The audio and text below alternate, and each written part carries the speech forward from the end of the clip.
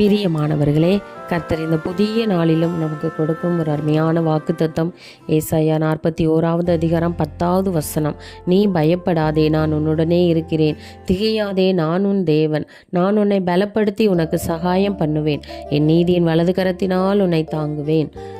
பிரியமானவர்களே, வாழ்க்கையின் பல நேரங்களில் தனிமை நம்மை வாட்டலாம், அல்லது எதிர்காலத்தை பற்றிய பயம் நம்மை சூழ்ந்து கொள்ளலாம். ஆனால் சர்வ வல்லமையுள்ள தேவன் இன்று உங்களுக்கு கொடுக்கும் வாக்குத்தத்தம் இதுதான். நீ பயப்படாதே. இந்த வசனத்தில் ஆண்டவர் நமக்கு 4 முக்கியமான வாக்குறுதிகளை கொடுக்கிறார். முதலாவது, நான் உன்னுடனே இருக்கிறேன். நீங்கள் எங்கே சென்றாலும், எந்த சூழ்நிலையில் இருந்தாலும் நீங்கள் தனிமையில் இல்லை. அவர் உங்கள் அருகிலேயே இருக்கிறார். பிரியமானவர்களே, இரண்டாவதாக, திகையாதே, நானும் தேவன். உலகம் உங்களை கைவிட்டாலும் அவர் உங்களை ஒருபோதும் கைவிட மாட்டார். அவர் உங்கள் தேவனாய் இருந்து உங்களை வழி நடத்துவார். மூன்றாவதாக, உன்னை பலப்படுத்துவேன்.